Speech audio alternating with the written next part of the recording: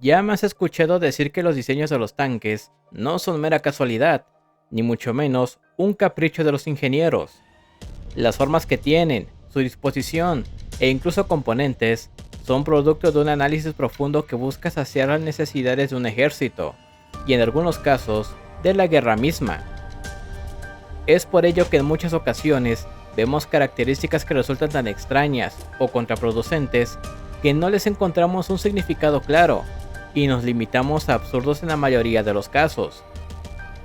En algunas ocasiones les damos una explicación, pero esta puede ser tan sencilla y banal que no explica totalmente el porqué de una u otra cosa en los tanques.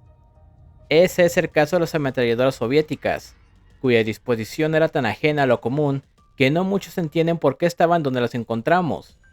En este video le daremos una explicación a esa caprichosa disposición. El KV-1, el KV-2 y el IS-2 son los tanques pesados soviéticos por excelencia que se suelen describir en toda clase de obras históricas, ya sea sobre los mismos vehículos, batallas y campañas específicas, o dando un repaso general por el frente este. Es imposible no encontrar a estos tanques siendo mencionados y descritos para darnos una visión de su impacto en la guerra.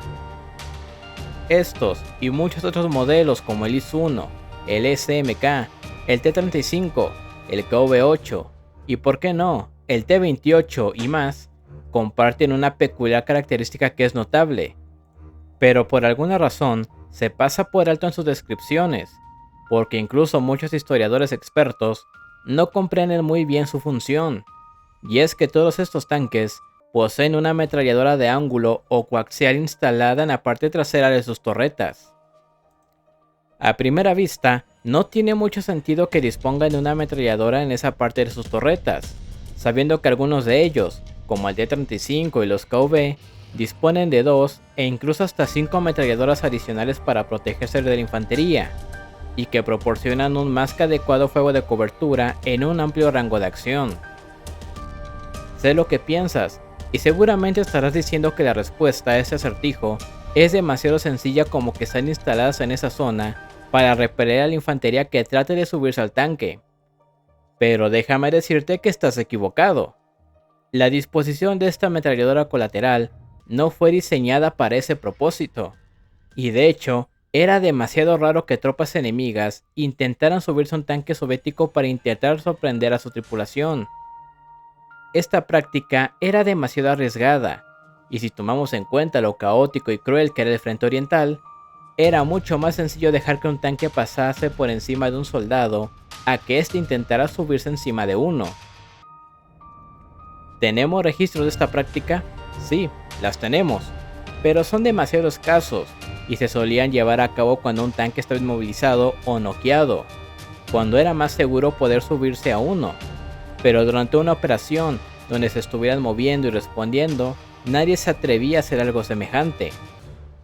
Es por ello que había demasiadas tácticas para poder destruir un tanque sin necesidad de acercarse demasiado. Entonces, si esta práctica era todo menos usada y no había necesidad real de subirse a un tanque para inmovilizarlo, ¿por qué estaba esta ametralladora instalada en la parte trasera de la torreta? La respuesta es increíblemente contradictoria. Esta ametralladora colateral se usaba para contrarrestar a la infantería que estuviese enfrente del tanque. ¿Me escuchaste bien? Era para repeler a la infantería que pudiera posicionarse delante del tanque, pero, y he aquí lo interesante, durante el desplazamiento del mismo. Los tanques soviéticos tenían una característica adicional, y era que su transmisión estaba en la parte trasera del casco. Esto provocó que existiera un sobrepeso en esa zona del tanque, y para contrarrestarlo, la torreta tendía a estar demasiado delante del casco. Es por eso que el T-34, los IS y muchos otros tanques tenían la torreta ubicada muy por delante de su chasis, en lugar de estar centrada como la de sus homólogos como el Sherman, el Tiger y prácticamente todos los tanques del resto del mundo. Debido a que muchos componentes quedaban en la parte delantera del casco para contrarrestar el enorme peso del motor y la transmisión juntas, en algunos modelos no había espacio suficiente para integrar una ametralladora de ángulo que pudiera contrarrestar la infantería, y se optó por ponerla en la parte trasera de la torreta, aprovechando esa característica de su diseño. Por si fuese poco, tanques como el IS-2 tenían un cañón tan voluminoso que cuando debía viajar a largas distancias, ya sea mediante un transporte o por sus propios medios, la torreta era girada a 180 grados para que el cañón viera la parte trasera del casco, y era asegurado mediante un soporte. Durante estos viajes, en los que se sabía que la amenaza blindada o de cañones antitanque era mínima, o al menos no suponía un enorme riesgo, la ametralladora colateral veía el frente del tanque y podía ser usada perfectamente para contrarrestar la infantería que intentara sorprender al vehículo en su viaje. Esto era muy usual, si no es que antes era un requisito, de ver en los tanques soviéticos de aquellos años. Los KV, los IS y algunos T solían viajar con sus torretas viendo hacia atrás para darle lugar a la ametralladora colateral y contrarrestar a la infantería, aun cuando existía una ametralladora instalada en el casco. Los tanques pesados eran una presa más fácil para los soldados que uno medio o ligero, y unidades muy preseras en el campo. Era vital que tuvieran una defensa mayor contra infantería. Por eso no vemos esta característica en tanques más ligeros como el T-34 o el T-70. Sé que se escucha muy desatinado, pero era una realidad que los soviéticos vivieron durante su campaña contra Alemania. Y, ¿quieres saber lo peor? Era demasiado efectivo, y pese a su extraña posición, era bastante funcional. Los soviéticos nunca presentaron quejas por esta disposición, y llegó a salvar a muchos vehículos de una trampa o una emboscada.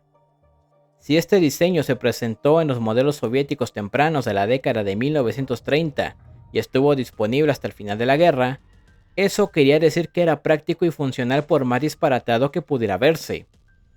Si esta disposición no hubiese dado resultados satisfactorios o simplemente no hubiese funcionado, simplemente se hubiese eliminado en los modelos posteriores que se vieron en la Gran Guerra Patria. Pero como no fue así, entonces podemos asegurar que era funcional hasta que llegaron mejores diseños que le hicieron finalmente una idea obsoleta. Sin más, hemos llegado al final de este video y espero que hayan aprendido un dato nuevo sobre los tanques.